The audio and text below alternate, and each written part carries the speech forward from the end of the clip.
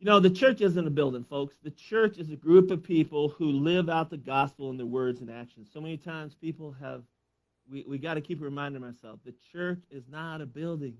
We are the church. We are the church. And Paul's not writing to a building. We're studying the books of 1st and 2nd Timothy. And Paul, here's this apostle who is writing these letters to Timothy, his young protege, his Timothy is the young guy who's the pastor of these several house churches around Ephesus. And it's a challenging time in culture. It's a challenging city. And so Paul is giving Timothy's instructions for the church. And we've seen so far, Paul has talked about false teachers and false teaching and orderly worship services and qualifications for being an elder. And today he's giving Timothy some instructions for a caring church. And the main idea that I want y'all to know is that a caring church loves and looks after who? Oh, capital A-L-L, all its members, everyone. And I think today's scripture in 1 Timothy 5 is very appropriate for Mother's Day today. Romans 13 through 8, I want us to remember this scripture as we go into this teaching. Owe nothing to anyone except your obligation, listen to this, as a Christian, your obligation to love one another. If you love your neighbor, you will fulfill the requirements of God's love, because it's all about love, folks. And here we go. The Greek word for fellowship, Paul talks about, is koinonia, right? It means sharing in common. It means to be in communion with one another. And a powerful example that we see in the scriptures about koinonia is all the one another's that are in the Bible. There's so many. I'm just going to list a few. Be to devoted to one another, to honor one another, to live in harmony with one another, to accept one another, to serve one another in love, be kind and compassionate to one another. And then there's a bunch more. But really, this is what true community, true koinonia, this is what true communion in the church looks like. And this is what Paul's explaining to Timothy. Timothy, I'm going to give you some instructions for what a caring church does today. And he's talking about especially when I say all members, because he talks on three areas of the church today, three important areas. And so what he does, he starts out in verse 1 and 2. He says, do not rebuke older men, but encourage him as you would a father, younger men as brothers, older women as mothers, younger women as sisters, in all purity. You see, a caring church treats everyone with respect because we are family.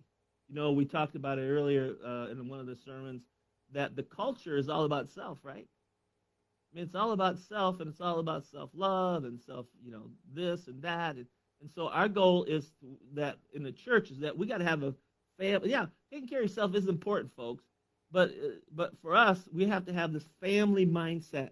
You see, when you have a family mindset about life, your mothers, about your kids, your family, and that just in your church, when we have this family mindset, it transforms how we think and how we treat other people. Paul's saying, listen, now how easy it's so easy to write off older folks, right? And I'm telling you what, if you've ever visited, my mom was in a nursing home. I've done all kinds of nursing home visits to people in the church, to people from our church that's been in nursing homes. And I got to tell you how many people I see in nursing homes that have no family, no visits. But I'm saying even today in the church, I remember when I was younger, I probably would say that I did not, when I first became in leadership in the church, I was so fired about doing things and getting stuff done that I didn't really acknowledge my older brothers in the faith.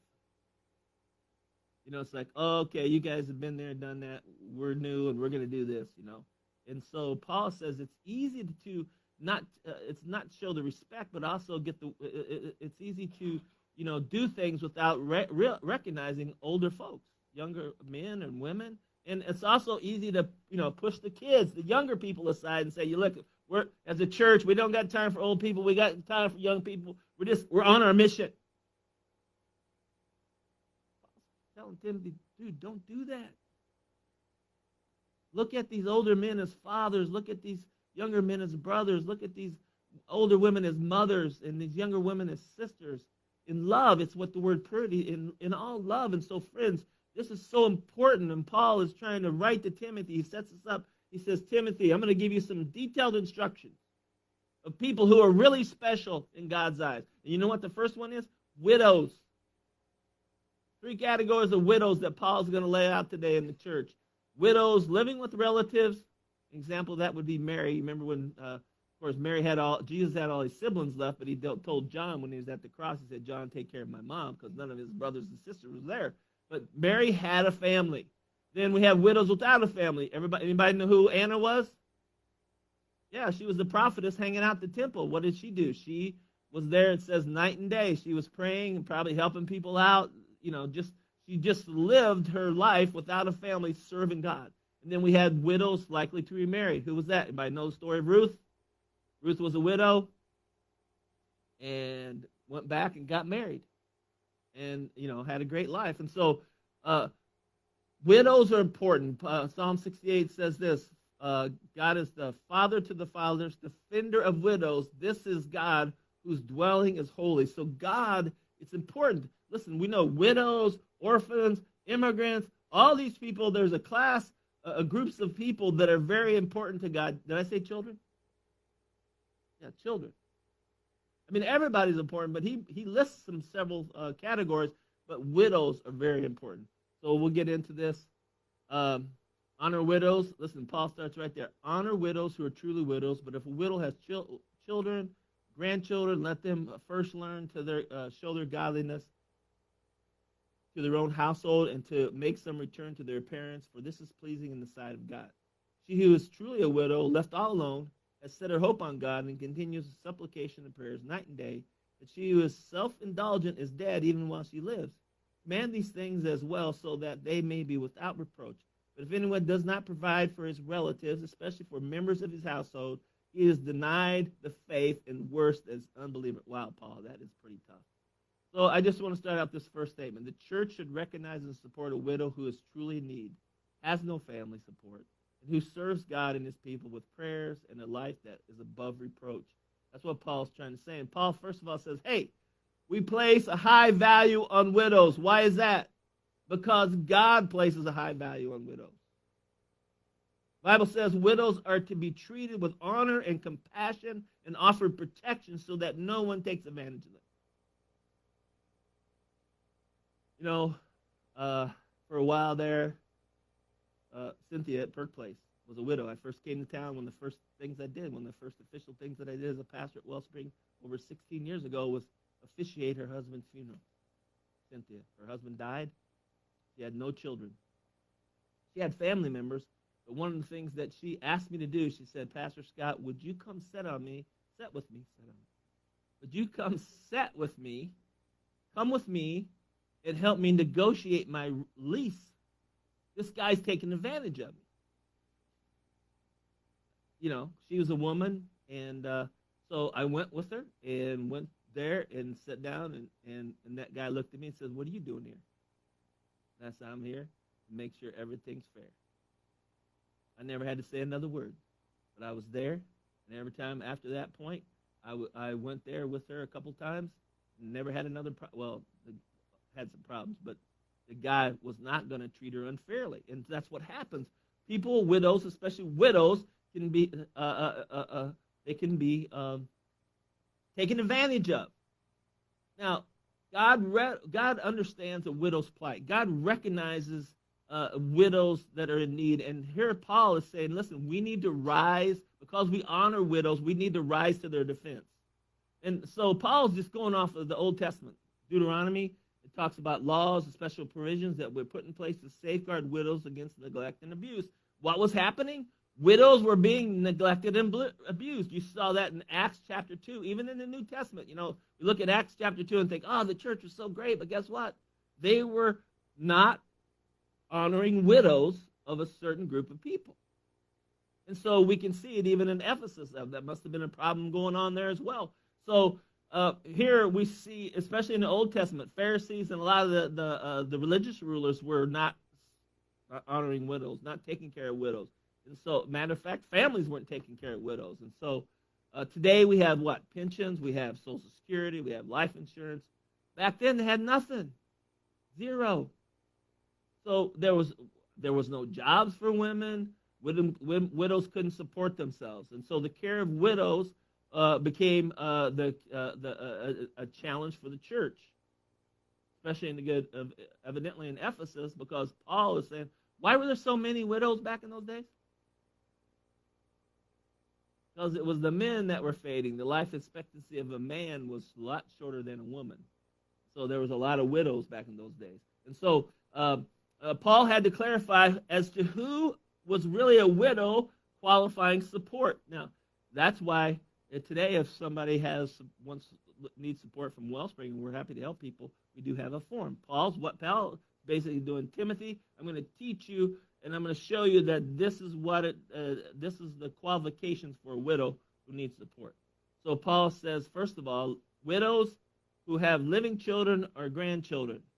Paul charges the family to take care of your moms. Now, my mom stayed in her home, and we took care of her until she turned 95. Or 96, I can't remember which one.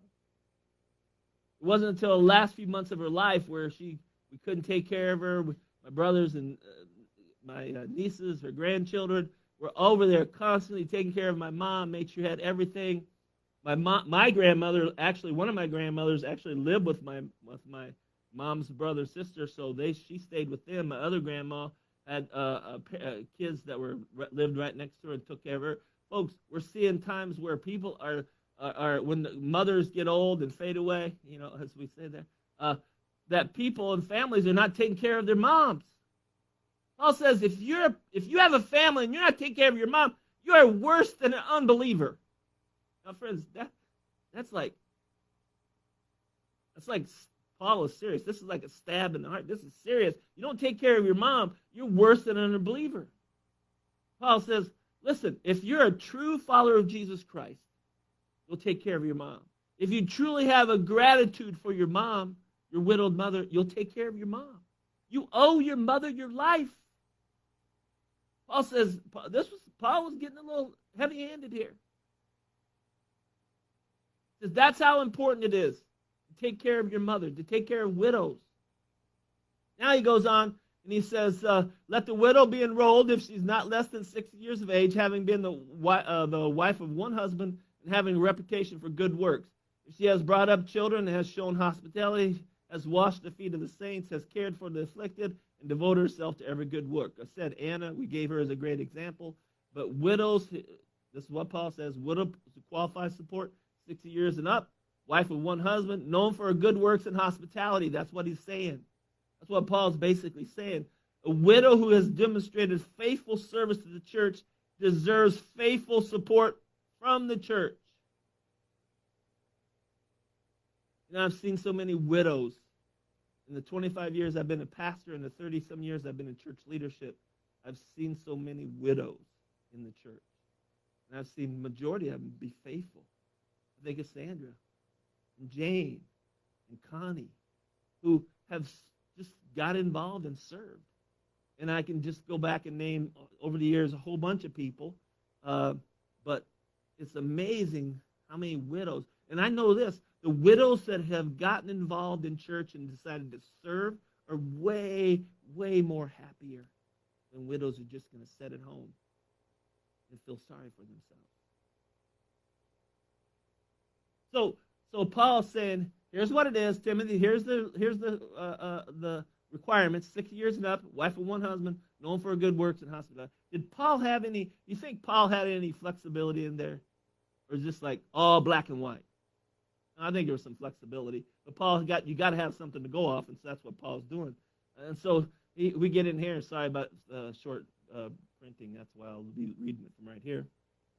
Paul says, younger widows should not be on the list because their physical desires will overpower their devotion to Christ, and they will want to remarry. Then they would be guilty of breaking their previous pledge, and if they are on the list, they will learn to be lazy and spend their time gossiping from house to house, meddling in other people's business, talking about things they shouldn't. So I advise these younger widows to marry and have children, take care of their own homes. Then the enemy will not be able to say anything against them, for I'm afraid that some of them have already gone astray now and follow Satan. See, Paul's writing because there was a problem, folks. This wasn't like, oh, I hope this doesn't happen. Actually, this probably was happening. That's what he says. If a woman, he says, for I'm afraid that some of them have already gone astray and now follow Satan. If a woman who is a believer has relatives who are widows, she must take care of them, not put the responsibility on the church. And the church can care for the widows that are truly alone. I love Charles Swindoll's statement. Rather than have young widows struggle against their natural inclinations, Paul encourages them to remarry, enjoy lovemaking with a husband who loves them, and relish the blessings of the family life. It doesn't have to be complicated. It's that simple. If you're a young widow, of course, years ago, when my wife was under 60, she would say, "That's it. I'm never remarrying again. One man's enough for me." So, but if you're a younger widow, this is great advice. Paul is actually, it seems kind of harsh when you read this. It seems like, wow, Paul, you're a little harsh here, Paul. But Paul's not really being harsh. He's just trying to give good advice. This is good advice if you're a younger woman, and especially a widow. Paul was concerned. Paul was having problems. He saw what was going on. I'm sure Timothy was letting him know that, there were widows. There were widows with too much hands on their time. There were busybodies in the church. And so we know the enemy, the devil, that's what he says, the enemy up there wants to steal, kill, and destroy a family or a people or a church. And so it's easy to use some young widows. Paul says, and they were being led astray. And so we knew that there was possibly false teaching and other things that were going on to this process. And, it bothered Paul. That's why Paul's writing about it. He was determined to help Timothy. Timothy, I'm going to help you out. I don't want any more of these ladies leaving the church or causing problems. Let me help you out. And so Paul, here it is. To wrap up this teaching on widows, it's just simple. The church assistance is not substitute for the family's responsibility. Can I say that again? The church's assistance is not a substitute for a family's responsibility. Now, as a church, will we ever let anybody go without food, clothing, shelter? No. But if we can help, it's better for the family to take care. Because the church can't support everyone in need, folks. I don't know. Now, I had somebody years ago tell me that if everybody attended all the churches across this country and everybody tithed 10% of income, we wouldn't have any poor people. No, I don't think so. The church can't support everybody in need, but we can do our best. So a widow should be active in living out her faith instead of being idle. Three simple, very important points that Paul lays out there. And Paul moves on. Paul goes, hey, there's some other people that we need to care about in the church.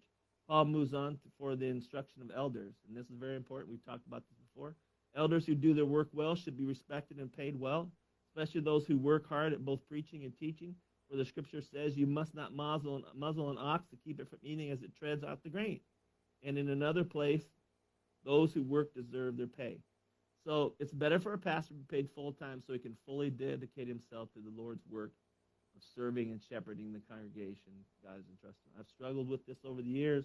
I'm thinking, well, if I did like a part-time job and worked in the community, I could reach more people. But then I went back and forth. Well, if I had a part-time job and did a full-time pastor's job, how could I do both effectively? A lot of guys do the tent making, where they have that part-time job and full-time preacher. But folks, I'm telling you right now, that is hard. That is so hard to do. You have a family, a job, and then a whole church family. That's tough. And so I would say, well, by the way, talking about elders, it says those elders who do their work well should be respected and paid well. How many vote to double Butch and Brian's pay? Butch and Brian are our elders. They're great. Fortunately, we don't pay them nothing, so nothing plus nothing is nothing. But anyway, I want to call those guys out that they are great, but besides that, we don't vote, so pulling your leg two ways. Anyway, but elders, Paul's telling Timothy, elders, they have significant responsibilities overseeing the church congregation. Paul singled out elders who preach and teach as as very important, and he uses the term oxen. Now, I've been called a lot of things, but an ox has not been one of them. So back in the Old Testament, oxes were used to grind the grain, and they would push a wheel that did two things. They stomped the grain and separated the wheat from the chaff, and then they'd use the grain, put the grain on the wheel, and grind it up into flour. And so some people who were cheap would muzzle their oxes so they couldn't eat. The Bible says that we're not to muzzle the ox because it's doing the work. You need to feed it. And Paul used this illustration to argue that productive pastors should receive financial support. And so I can say that from my point of view, from being here 16 years, that this church, I was at a large church.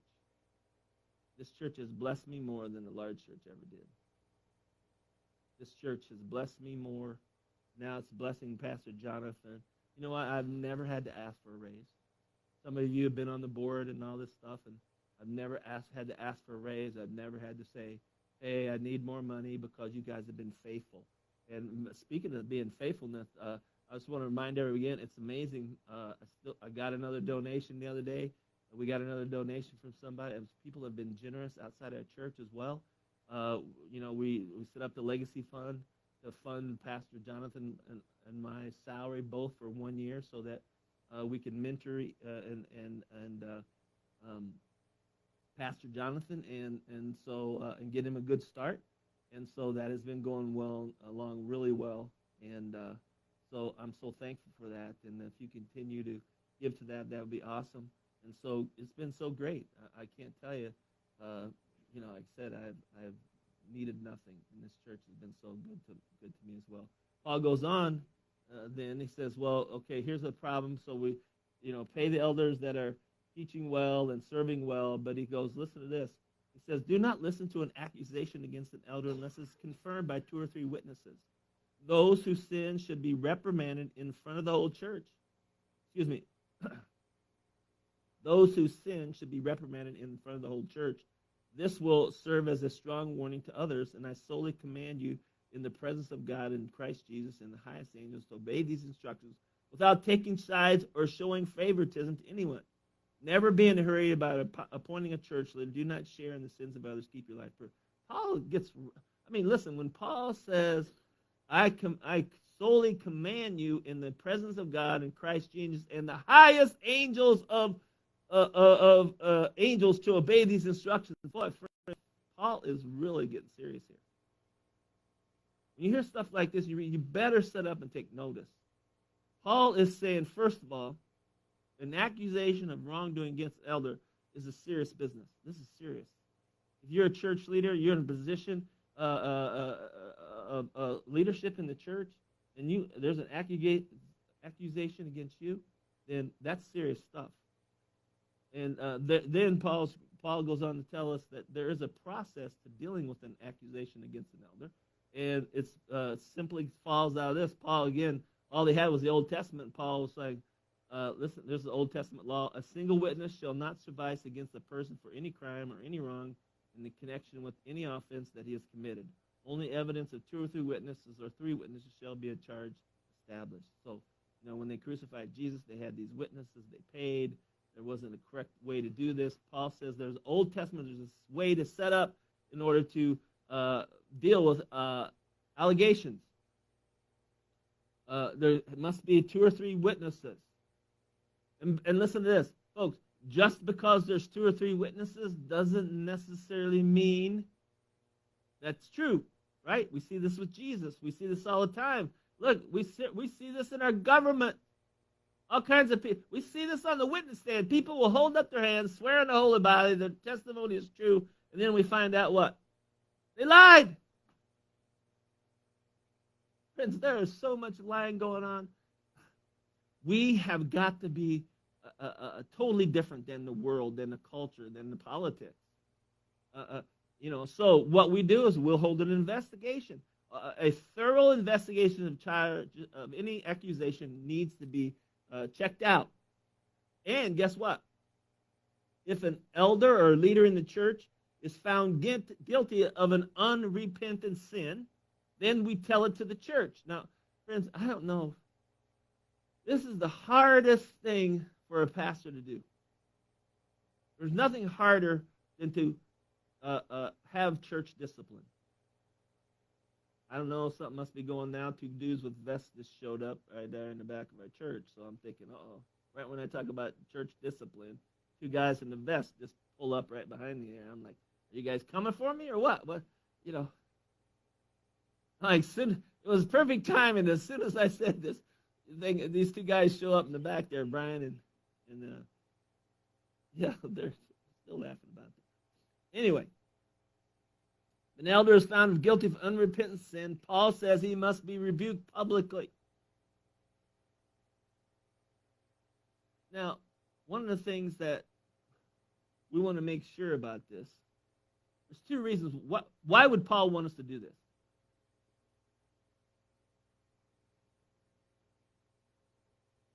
Yeah.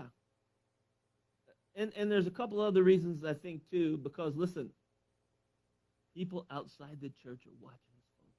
I don't know if you know this or not. Y'all know this? There are people outside our church that watch our church. I run into people all the time. I don't even know these people. And they say things to me. Oh, ain't you Pastor Scott from Wellspring? Yeah, I sure am. People outside the church are watching us. And Paul says, listen, there's the reason why. A bad leader in the church is a negative witness to the community. That's what Paul says. And then the second thing he says, he wants to say, the reason why we do this publicly is that to discipline a person, the purpose of church discipline is to restore, not to punish. It's the same like when you're punishing your child. It feels like punishment, but the whole idea is to, what? Give him a little wisdom, guide him back into doing the right thing. Right, it doesn't feel good, and it's hard to do, but this is the whole idea. The whole idea of church discipline is to restore someone. Friends, if you've ever been a part of a restoration in a church, that's when we throw a party. That's when the prodigal son comes home and you throw a party. That's when we see people come back after they've been, and here's the problem, most people won't stick around. This is the saddest part is when something happens in a church, and then there's a challenge, and then there's some discipline, and then what do the people do? They leave. Man, I long for the day to have a party. I don't know if I should say this. Like, I'd dance if somebody comes back to our church and be restored.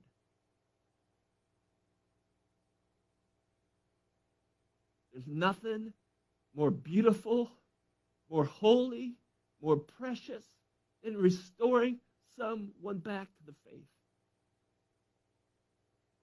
We don't see a lot of it. I wish we did. Paul tells Timothy, hey, Tim, listen, here's what you got to be careful of. We can't become a good old boys club. We can't become a good old boys club. We can't be able to show favoritism, to leaders, because a lot of times leaders can be people of great influence and people who, maybe got money or something like this in the church. And Paul's like warning Timothy, do not show favoritism when it comes to disciplining elders. This can't be a good old boy club like the politicians in Washington, D.C. There's a set of rules for them, and there's a set of rules for you. That's not supposed to how it's working in church. There's a set of rules for everybody, and all these rules, all these things that Paul has been telling Timothy applies evenly to the church, to the body of Christ, whether you're a leader or not a leader. All people, including leaders, are held to the same standards. Except for this, elders are going to stand before God one day. If you're a pastor who's teaching and preaching, folks, you know how many times have I prepared a sermon that I had to say, I got to stand before God one day and answer for all the things that for 16 years that I've been preaching here at this church? Sometimes you get a little weak-kneed. Thankfully for the blood and the grace of Jesus Christ. Because he knows I'm from Illinois, and just, we're,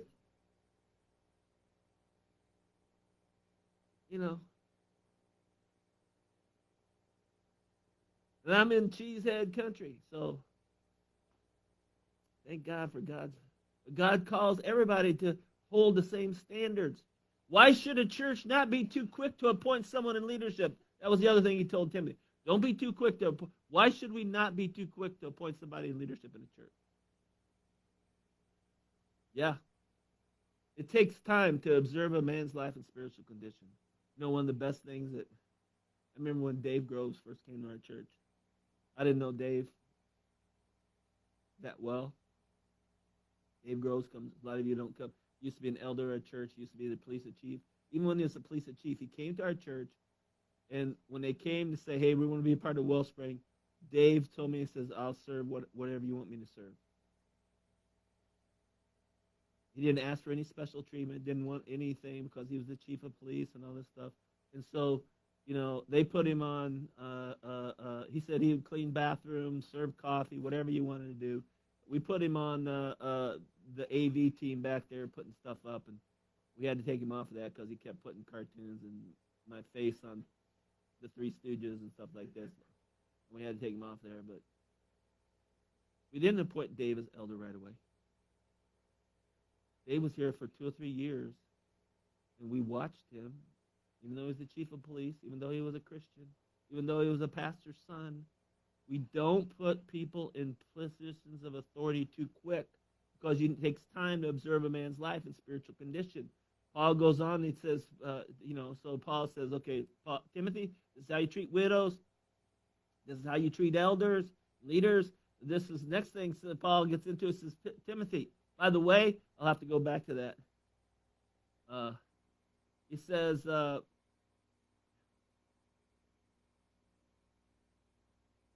wait, is that? Oh no, I'm way off of that. Well, anyway, he tells Timothy. He says, Timothy, this is how you should drink a little wine. I like that one. Timothy, you should drink a little wine. He says, Paul goes in to give Timothy instructions how to take care of himself. How many times have you seen a person, especially someone in leadership, who's out there taking care of everybody else and forgets to take care of who? Yourself. And so we can do this a lot of times ourselves. Moms, anybody can do this. We forget that Paul says, hey, listen, one of the things I need you to do, Timothy, is drink a little wine because you're sick all the time. So what Paul was saying is that, hey, evidently Timothy, I don't know if it was stress or an ulcer or whatever he had, but he says, hey, drink a little wine, that'll take you. So Paul says, this is how you take care of your church. But anyway, let me get back to the main idea here today. A caring church loves and looks after all its members, right? Here's your action step for the day, for the week. Ask God to put someone on your heart that you can show his love to this week. I added that for my wife before she forgot to check that last part. Sorry, honey. It's supposed to say show. Ask God to put someone on your heart that you can show his love to this week, that you can care for. You know, one of the biggest challenges that we run into, like I said, in my 16 years, plus years of this church has been a caring group of people. You've all responded by seeking to assist, encourage, and generously meet the needs of folks in our church. Sometimes it's a phone call, other times a visit. And I want to remind you today that if now we have Sandra and Connie and Jane, and maybe some of you know other widows out there, or widowers. I was talking to my brother the other day, and he was in the hospital. And he said the nurses were coming in and talking to him all night long. And he said it was so good because he's so lonely at night when his wife had died. One of the things that you can do this week is call somebody up. Maybe it's a widow or a widower. And talk to them because they're lonely. That's the biggest challenge they have to fight is loneliness. And so love on them. Give them a call. Loneliness is the biggest challenge. And it's true. We can't help everyone. We can't help everyone. But we can help those who are right in front of us, who are really in need. And that's our goal. As we